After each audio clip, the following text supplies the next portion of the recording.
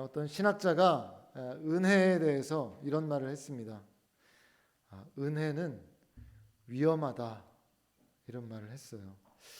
제가 무슨 말을 이 신학자가 하려고 은혜는 위험하다라는 말을 하나 이렇게 쭉 읽어보니까, 하나님의 무조건적인 사랑이 경이로운 것은 아무 대가 없이 용서를 누릴 수 있기 때문인데, 이게 잘못하면 은혜는 값싸다, 이런 생각에 빠질 위험이 있다는 거예요.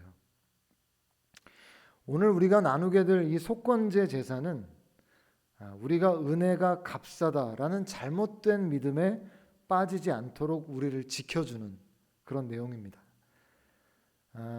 이 속건제는 속죄제와 마찬가지로 죄인을 위한 용서를 구하는 그런 피해 제사, 이게 이제 공통점인데요. 이 속건제에는 배상의 요소가 포함되어 있다는 게 다른 점이에요. 구분을 하자면 속죄제는 죄를 깨끗하게 씻어야 될 더러움으로 본다면, 속건제는 죄에 대해서 갚아야 될 빚이라고 보는 것이에요. 이런 차이가 있습니다. 첫 번째 나타나는 것이 우리가 14절부터 19절까지 봤던 내용인데, 여호와의 성물에 대해서 부지 중에 범죄하였을 때 속건제를 드려야 돼요. 여호와의 성물에 대한 것, 뭐가 있을까요? 이 성전에 있는 성전 기물들 있죠? 이런 거에 대해서 이제 부지 중에 그 거룩한 구별된 물건에 대해서 피해를 입혔을 때 배상을 해야 돼요. 배상을. 근데 성도님들 어떠세요? 하나님께 배상을 해야 된다, 이런 개념이 좀 익숙하세요? 혹시 신앙생활 하시면서 하나님께 뭐 배상해 보신 적 있으세요? 이거 내가 하나님께 배상해야 되겠다. 근데 지금 여기에 보면 그 내용이 있는 거예요. 하나님께 어떤 죄를 물건 중에 과거 구약 시대라고 해도 그거를 만약에 범죄했을지라도 마음에 그렇게 생각하기가 쉽잖아요. 하나님, 제가 죄를 지었지만 용서해 주세요, 이러면 끝날 것 같은데, 그게 아니고 하나님의 성물에 대해서 피해를 입히면 배상을 해야 된다는 거예요. 배상을. 그래서 그런 경우에 속건제를 드리게 되는데, 그 피해를 입힌 것이 얼마의 가치가 있는지 모르겠지만 그것의 가치에 5분의 1을 더해서 이제 순양을 가져와서 속건제를 드려서 이제 보상을 받게 되는 게 속건 제사예요. 근데 여기서 중요한 게 뭐냐면 5분의 1이에요. 5분의 1의 의미가 중요한데, 이 5분의 1을 왜 더 드려야 되냐? 가령 제가 이거를 망가뜨렸어요. 그러면 요만큼만 배상하면 될 것 같잖아요. 근데 그게 아니고 지금 이것의 가격에 5분의 1을 더해서 제가 배상해야 속건제사가 드려진다는 거예요. 그 5분의 1을 왜 더 드려야 될까? 저희가 그 의미를 알아야 되겠죠. 자, 두 가지 정도의 의미가 있는데, 첫 번째는 하나님의 마음에 고통을 드린 것에 대한 사죄의 그 마음의 표현이기도 하고요. 하나님의 은혜를 가벼이 여기려 했던 그들의 마음을 이런 실제적인 배상을 통해서 지켜주기도 합니다. 그러니까 다음번에 더 조심하게 되는 거죠. 그런 배상을 했기 때문에. 그럼 성도님들 그런 생각을 하실 수가 있어요. 오늘날 성전은 우리 자신인데, 우리 몸이 성전인데, 그럼 오늘날 이 성물에 대한 침해가 있을 수 있겠는가? 이런 질문을 할 수 있겠잖아요. 근데 이 당시에 성물에 대한 침해가 뭐냐면, 제사장들이 먹는 음식에 대한 그런 범죄나 성물에 대한 범죄나 이런 것들이 된다면, 오늘날 이런 것이 뭐와 가장 흡사할 수 있느냐라고 할 때 가장 가까운 것이 아마도 헌금에 대한 부분일 거예요. 헌금에 대한 부분. 왜냐하면 성도님들 헌금할 때 어떻게 헌금하세요? 하나님 앞에 마음을 구별하여 하나님 앞에 올려드리잖아요. 그러면 그 물질은 하나님께 구별된 돈 아니겠어요? 근데 그 돈에 대해서 우리가 침해하거나 문제를 일으킬 수가 있다는 것이죠. 자, 언제 그런 일을 우리가 행할 수 있을까요? 우리가 교회에 어떤 일을 행할 때 하나님의 헌금에 대해서 우리가 문제를 일으킬 수 있을까라는 것이에요. 언제 그럴 수가 있죠? 가장 가깝게는 교회의 물건을 사적 용도로 사용하는 것이에요. 물론 헌금을 통해 산 것에 대해서 피해를 입힌 것도 아마 속건제와 아마 유사한 아마 의미가 될 수 있을 것이에요. 제가 예전에 모교회에 있을 때 찬양 인도를 좀 많이 했어요. 일주일에 많게는 7번도 찬양 인도를 했거든요. 그러면은 교회에 와서 그 당시에는 뭐 컴퓨터로 악보 작업을 해가지고 프린트 해가지고 뽑아서 오는 그런 상황이 아니었고, 예전에 찬미 예수나 뭐 많은 물소리 이런 악보집을 교회에서 사잖아요. 그럼 그걸 이제 복사기에 복사해가지고, 다 해보셨죠? 복사해가지고 넓게 만들어가지고 그걸 가지고 이제 연습을 하는 거예요. 근데 이제 제가 교회에서 찬양 콘티를 짜다가, 그 책을 보고 찬양 콘티를 짜다가 교회에서 다 끝나면 좋은데 안 끝나는 때가 있어요. 그러면은 콘티는 짜야 되고 아직 끝나진 않았고, 그러니까 이제 그걸 가지고 집에 가는 거예요. 콘티를 다 짜려고. 그럼 이제 그 책을 가지고 콘티를 다 뭐 짜기도 하고, 그걸 가져가서 복사도 하고, 다시 가져와서 콘티를 짜기도 하고, 다시 갖다 놓기도 하고, 막 이런 것들이 이제 찬양인도를 하다 보니까 많이 있는 거죠. 이러다가 이제 교회를 사임했어요. 교회를 떠나서 다른 교회 사역을 하고 이러다 보니까 시간이 한참 지났는데 제 그 책꽂이 그 서재에 표지도 다 떨어진 옛날 그 악보집, 진짜 그 낡은 악보집이 2권이 있고 카세트 테이프 하나가 저희 집에 있는 거예요. 그래서 이걸 어떡하나 고민을 했죠. 근데 이게 이거 갖다 놔야겠다 그런 생각이 들었는데, 제 모교회가 평화교회인데요, 고척동에 있는. 제가 교회를 떠나와서 이제 새 그 건축을 해서 제가 예전 건물 같으면은 그 책이 어디에 있는지 알아요. 그래서 거기다 갖다 놓으면 되는데, 교회 건축을 했으니까 이 악보집을 도대체 어디에 갖다 놔야 될지도 모르겠고 테이프를 어디다 갖다 놔야 될지 모르겠는 거예요. 그래서 고민을 하다가 이거는 좋은 생각이 아닌 것 같다. 그래서 교회 헌금 계좌를 알아내서 몇 배에 달하는 헌금을 했어요. 그러니까 저 나름대로는 속건제를 드린 거예요. 하나님, 이것을 제가 원치 않게 저희 집에 이게 있는 걸 제가 발견했는데 갖다 놓기를 원하지만 이걸 어디에 놔야 될지도 모르겠으니 이거를 제가 몇 배에 달하는 헌금을 하겠습니다. 이거를. 그래서 의도치 않았지만 이게 왔던 거에 대해서 제가 그렇게 배상을 했어요. 배상. 아니 목사님 꼭 그렇게까지 해야 됩니까? 이렇게 할지 모르겠지만 속건제의 정신을 보면 그렇지가 않아요. 제가 물론 그걸 보고 하나님, 제가 교회에 있었던 물건이 저희 집에 있었네요. 제가 회개를 했지만 하나님께서는 그에 합당한 배상도 하기를 원하신다는 걸 제가 알았기 때문에 그거에 대한 제가 합당한 헌금을 하는 것이에요. 이게 속건제의 정신이라는 거예요. 제가 그때뿐만 아니라 저는 정기적으로 제가 사역을 하잖아요, 교회에서. 그래서 정기적으로 어느 정도의 돈을 교회에 헌금할 때가 있어요. 근데 그 돈을 왜 헌금하냐면은 속건 제물로 드리는 거예요. 혹시 하나님 아버지, 제가 교회 물건을 사적으로라도 제가 사용한 적이 있다면 제가 이러한 부분에 대해서 지금 기억은 하지 못하지만 이런 부분에 대해서 하나님 앞에 제가 배상하기를 원합니다 라는 마음으로 제가 그 헌금을 제가 하는 것이에요. 기억하셔야 돼요. 저희가 교회에서 어떤 이거 뭐 교회 건데 뭐 이거 내가 뭐 얼마든지 쓸 수 있지 않은, 그렇지 않아요. 사적 용도로 그게 사용될 때는 문제가 될 수 있는 것이죠. 우리가 그럴 때는 배상해야 된다라는 생각을 갖고 있어야 해요. 이게 왜 중요하냐면은 배상하는 것 자체로 중요한 게 아니고 그 헌금을 했기 때문에 제가 그 다음에 교회 물건을 제가 사적 용도로 사용하나 안 하나에 대해서 저에게 더욱더 철저하게 되는 것이에요. 그런 배상을 하지 않으면 그런 일들에 대해서 가벼이 여기게 되는 것이에요. 나도 모르게. 성도님들 한번 생각해 보십시오. 교회에 있는 어떤 물건, 교회에 있는 것이 혹시 나에게 사적으로 이용된 적이 있는가? 그러한 것들은 오늘 속건제 정신에 의하면 배상을 해야 하는 것이에요. 그리고 이제 6장으로 이어오면서 이제 그 대상이 하나님으로부터 이웃에게로 확장돼요. 자, 근데 우리가 여기에서 2절에 주목해야 돼요. 2절. 자, 2절 말씀은 한번 같이 한번 읽어주세요. 시작.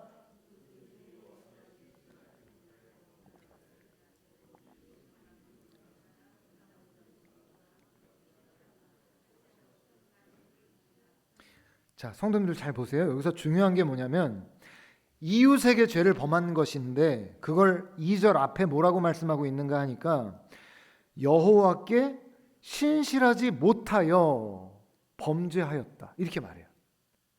그러니까 내가 가령 제가 어떤 성도님에게 피해를 입히거나 제가 상처를 주거나 어려움을 주었을 때 그게 내가 그냥 성도에게 어려움을 주었다라고 오늘 말씀이 말씀하고 있지 않고 여호와께 신실하지 못하여 이웃에게 범죄하였다라고 말씀하고 있다는 거예요. 이게 중요한 것이에요. 이게 왜 그럴까요? 보통 우리가 이웃과의 관계에서 말씀드린 대로 나와 그 사람과의 관계만 생각을 하지만 실상 하나님의 백성들에게는 그 이웃과 나 사이에 누가 계신다는 거예요? 하나님이 계신다는 거예요. 그 사이에. 자, 그래서 잘 보십시오.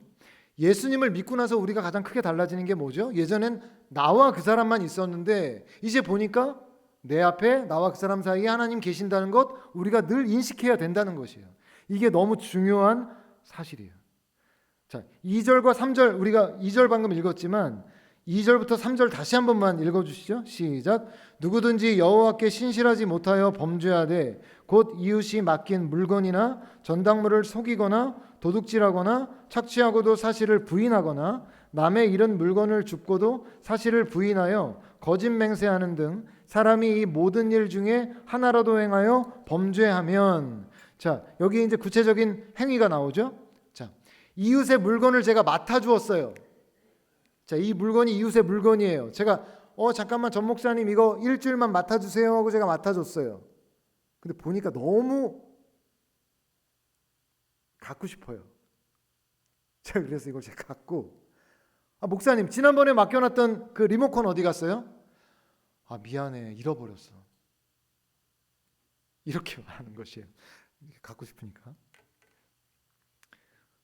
속이거나 도둑질을 하거나 이웃의 물건을 착취하고도 나 착취하지 않았어? 라고 말하거나 남의 잃은 물건을 줍고도 나 줍지 않았어? 라고 말할 때 이 모든 일들이 속건제 죄사에 해당되는 그런 죄가 되는 것이에요. 자, 그러면 왜 이웃에게 죄를 범한 것이 하나님께 신실하지 못하여 죄를 범한 게 될까요? 자, 제가 만약에 죄송해요. 앞에 장로님들 계셔서 장로님께 제가 만약에 장로님 저 맡겼는데 이거 안 가져갔는데요? 라고 말하려면 뭐 해야 되죠? 제가 먼저 거짓말을 해야 돼요. 그죠?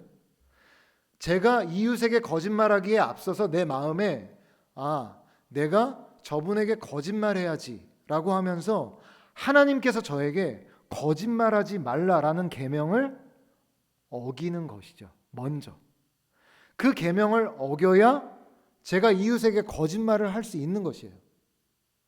제가 하나님께서 이웃과의 관계에서 너 이렇게 신실해야 한다, 너 이웃의 물건 탐내지 말아야 한다, 하나님께서 이웃을 내 몸처럼 사랑해야 한다, 이 말씀을 내가 분명히 알고 있는데 알고 있으면서도 이웃을 해하거나 상처를 주거나 어려움을 주거나 이렇게 하려면 하나님께서 저에게 말씀하신 그 말씀을 어겨야만 그렇게 행할 수 있게 된다는 거예요. 그래서 우리가 이웃에게 죄를 범할 때 난 그 사람에게 잘못했어, 나 그 사람에게 문제를 일으켰어 라고 말하지만 그게 아니라는 거예요. 실상은 하나님께 죄를 범한 것이에요. 그리고 그 죄가 이웃에게 넘어간 것이에요. 그렇기 때문에 우리가 난 이웃과의 관계에서 내가 그렇게 신실하지 못한 거야, 난 저 사람과의 관계만 문제가 있어 라고 말할 수가 없다는 것이에요. 이게 얼마나 중요한 것인지 모릅니다.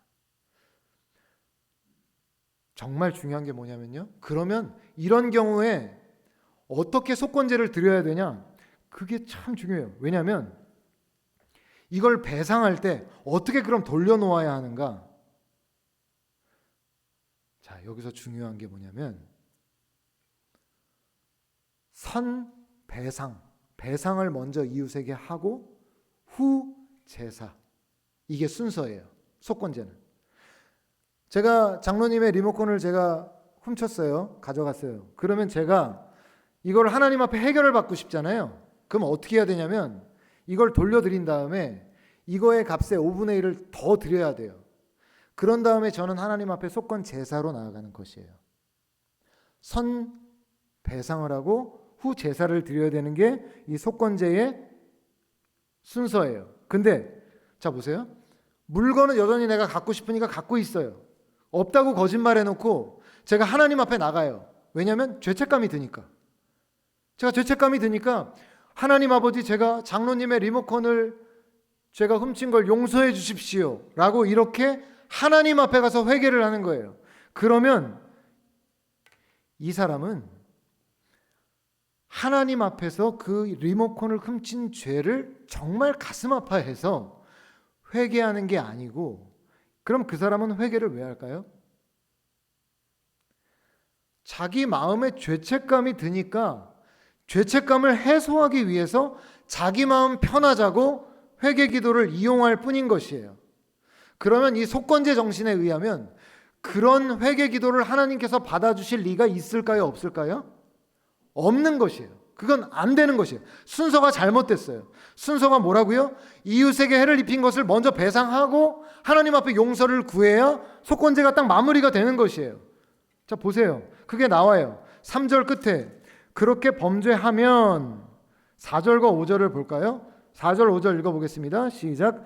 이는 죄를 범하였고 죄가 있는 자니 그 훔친 것이나 착취한 것이나 맡은 것이나 잃은 물건을 주운 것이나 그 거짓 맹세한 모든 물건을 돌려보내되 곧 그 본래 물건에 5분의 1을 더하여 돌려보낼 것이니 그 죄가 드러나는 날에 그 임자에게 줄 것이요. 자, 그리고 6절이 뭐 어떻게 나와요? 그는 또 속건 재물을 여호와께 가져가야 한다. 이렇게 돼 있죠.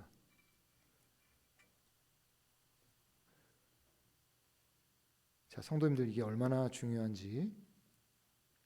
하나님의 앞에 가서 먼저 회개하는 게 먼저가 아니고, 이웃에게 물적 피해를 입혔거나 이웃에게 문제를 일으켰다면 이웃에게 먼저 가서 다 먼저 보상해야 돼요. 배상해야 돼요. 그리고 하나님 앞에 가서 용서 구해야 돼요. 자, 마찬가지입니다. 5분의 1을 왜 배상할까요? 장로님 입장에서는 이거 하나 잃어버렸다라고 생각할지 모르겠지만 저와의 관계에 있어서 신뢰를 제가 깨뜨렸기 때문에 마음의 상처를 입으셨을 거예요. 그거를 5분의 1을 더해서 배상한 거예요. 제가 아까 그랬잖아요. 하나님과의 관계에서 5분의 1을 배상하는 이유가 뭐라고 그랬죠? 하나님의 마음에 아픔을 드린 것, 하나님께 죄를 범한 것에 대해서 그 물건뿐만 아니라 5분의 1을 배상했듯이 속건제 제사는 이웃의 물건 자체만 돌려준다고 끝나는 게 아니에요. 상처를 입힌 것까지 5분의 1을 더해서 그 마음에 대한 상처를 입힌 것에 대해서 배상을 해야 돼요. 그 다음에 하나님 앞에 가야 용서를 받을 수 있어요. 얼마나 많은 그리스도인들이 이 속건제 정신을 외면하고 살아가는지 몰라요. 분명히 이웃에게 거짓말, 해를 입혀놓고 고통을 줘놓고 하나님 앞에 가서 회개하는 거예요. 오 하나님, 제가 또 죄를 지었네요. 하나님 아버지, 제가 또 악을 행했네요 라고 그렇게 하는 거예요. 그렇게 하면 안 되는 거예요. 하나님의 방법이 아니에요. 그거는 이웃에게 해를 입혔어요, 상처를 줬어요, 찾아가셔야 돼요. 용서를 구하셔야 돼요. 제가 지난번에 그렇게 행동했던 거 용서해 주십시오 라고 말씀하셔야 해요.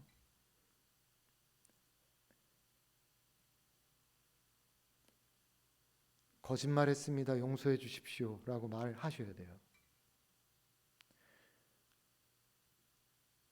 제가 지난번에 잠깐 말씀드린 적 있는 것 같은데, 카세트 테이프에 끼는 그 카세트 테이프 안에 있는 그 노래 제목 적혀 있고 가사 적혀 있는 거 있잖아요. 교회 형님이 테이프를 빌려줬는데, 테이프는 돌려줬는데 그 안에 있는 가사 제가 보느라고 집에 갖고 있었는데 형이 물어봤었어요. 선택아, 그거 너한테 있냐? 그 안에 있는 거 종이가 없더라. 근데 제가 그때요 순간적으로 아니요 라고 했어요. 그게 제가 이 교회 사역할 때 갑자기 생각이 나더라고요. 그 제가 어떻게 했는지 아세요?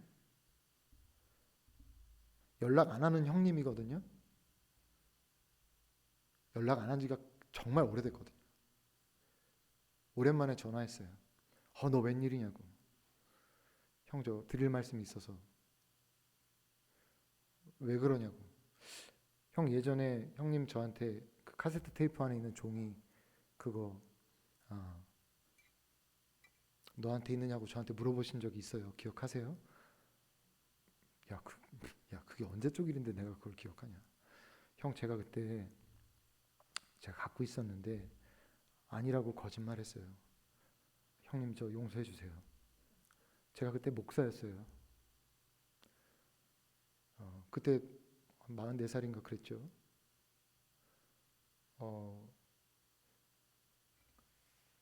그 언제적 저 청년 때니까요. 거의 한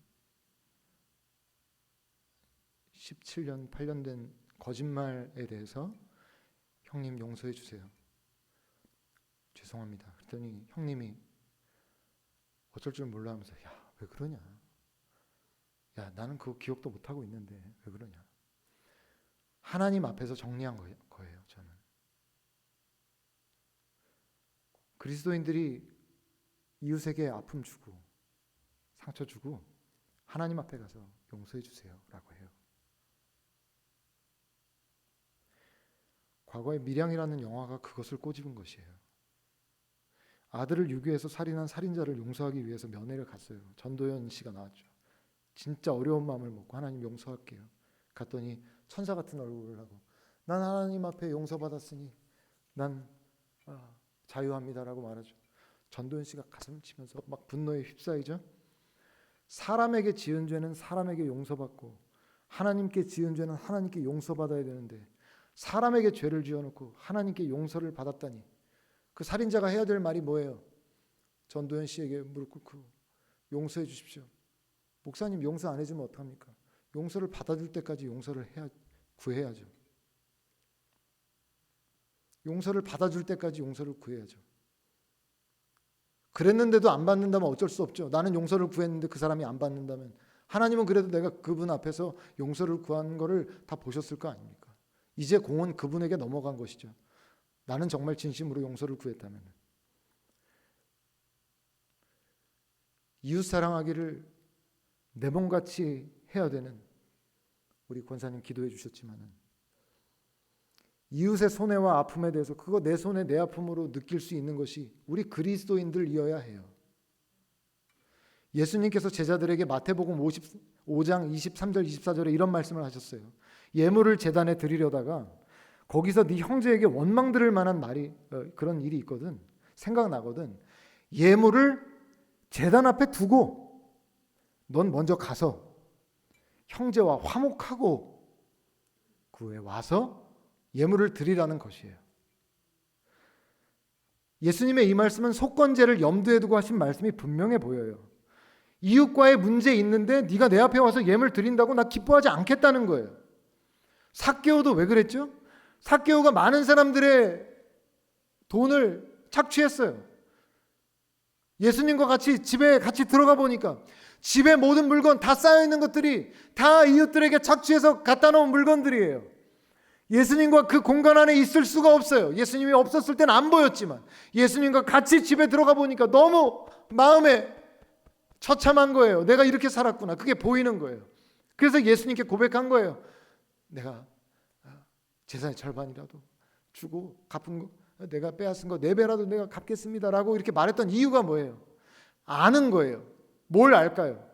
이웃에게 죄를 범한 것을 정리하지 않으면 내가 하나님 앞에 은혜를 받을 수 없다는 걸 알았던 것이에요. 삭개오가. 그래서 그건 먼저 다 정리하고 그리고 예수님 날 받아주십시오 라고 했던 것이에요. 오늘도 하나님께서 우리에게 그것을 원하시는 거예요. 이웃에게 피해 입힌 것에 대해서 정말 가슴 아파하고 미안해하고 배상하고 용서해달라 하고. 거짓말이 웬 말이에요? 우리 안에서 손해를 끼치고 해를 입혔어요. 우리 마땅히 용서를 구해야죠. 그것을 왜 하나님 앞에 먼저 가는 것이죠? 받아지지 않는 것이에요. 제가 예수님 믿고 얼마나 괴롭고 처음에 힘들었는지 몰라요. 시간이 지나도 괴로웠어요. 왜냐하면 예전의 죄가 다 기억이 나는데, 아니 목사님 예전의 죄가 생각나면은 회개하면 될까 아닙니까? 아니요. 속건제는 배상이 있잖아요. 하나님께서 저에게 물론 배상할 수 없는 죄가 있어요. 그거는 정말 하나님 앞에서 정말 간절한 마음으로 용서를 구하지만, 하나님께서 제가 어린 시절에 구멍가게에서 물건 훔칠 것까지 다 생각나게 하셔서 다 찾아가서 돈 돌려드리고 용서해 주십시오. 그게 입이 떨어지겠어요? 그 말이? 지금 이 자리에 계신 성도님들 어린 시절에 물건 훔쳤던 그 슈퍼가 혹시나 있는지 모르겠어요. 그런 곳이 있는지 모르겠어요. 거기 찾아가셔서 제가 어린 시절에 물건을 훔쳤습니다. 제가 그 슈퍼 아주머니에게 그때 가서, 아주머니 제가 예수 믿었는데 돈 돌려주고 용서 구하라고 해서 왔어요. 용서해달라고. 왜 사회 속에서 그리스도인들이 상종 못할 사람들로 왜 우리가 이런 지경에까지 와 있죠? 세상에서도 그 한 사람 마음 아프게 하고 물적 피해 입히고 어려움 주고, 그런데 아무렇지도 않은 것이에요. 나 하나님 앞에 가서 회개하면 된다는 거예요. 그런 게 어디 있어요? 그런 게 어디 있어요? 저는 보지를 못했어요. 그런 건. 미안합니다. 잘못했습니다. 용서해 주십시오. 이게 우리 그리스도인들에게 어디에 가든 누구를 만나든 우리가 할 수 있는, 하나님을 아는 사람들의 마땅한 그런 우리의 행동이 되어야 하는데 그렇지 않다는 것이에요. 한 신학자가 이런 지적을 했어요.